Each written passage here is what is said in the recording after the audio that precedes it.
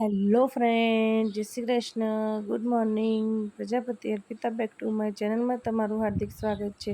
હું ઈચ્છું છું કે તમે બધા મજામાં હશો અને હું પણ મજામાં છું અને અમારા ઘરમાં બધા મજામાં છે. તો ફ્રેન્ડ્સ, આજનો બ્લોગ અહીંયાથી ચાલુ થાય છે. તો આજે શ્લોકને 1 થી 10 આવડી ગયું છે, તે લખી રહ્યો છે. એને 1 થી 10 આવડી ગયું છે તો એની માટે બહુ સરસ કહેવાય, કેમ કે એ હજી 3.5 વર્ષનો જ છે, એટલા માટે સારું કહેવાય. તો હું રોજ એને ઘરે ભણાવવા માટે લઉં છું, એટલા માટે એને બધું શીખવાડ્યા કરું છું.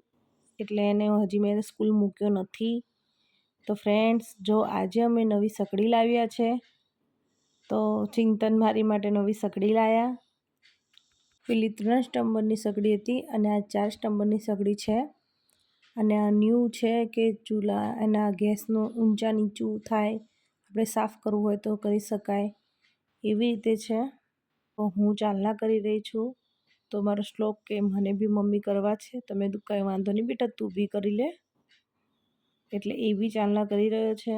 એને ઘરમાં કંઈ પણ નવી વસ્તુ આવે ને તો વધારે પડતો ઉત્સાહ એને વધારે હોય છે. તો ફ્રેન્ડ્સ, તમને અમારો વિડીયો ગમે તો લાઈક, શેર અને સબસ્ક્રાઈબ જરૂર કરજો અને કોમેન્ટમાં કંઈક લખજો કે તમે બી ક્યાંથી છો અને ક્યાંથી જોઈ રહ્યા છો આ વિડીયો. તો અમને પણ ઉત્સાહ આવે કે અમારો વિડીયો ક્યાં સુધી પહોંચી રહ્યો છે. તો જરૂર કોમેન્ટમાં કહેજો અને લાઈક, શેર અને સબસ્ક્રાઈબ જરૂર કરજો, એ પણ ભૂલતા નહીં. ગમે તે કંઈક વિડીયો ઉતારવીએ તો તરત શ્લોકને બોલવા માટે જોઈએ છે અને તરત જ શ્લોક ફ્રેન્ડ જોડે વાતો કરવા માંડી પડે છે કે હાય ફ્રેન્ડ્સ, કેમ છો, મજામાં, અમે નવી સગડી લાવ્યા, તરત જ બોલે છે.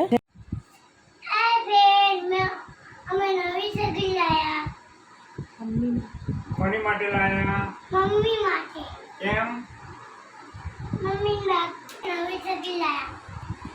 મમ્મી છે ને તો છોકરાઓનો બહુ સારા પપ્પા નવી સગડી લાયા મમ્મી માટે.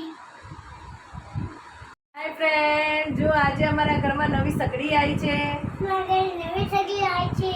Thank you Chintan. Thank you પપ્પા.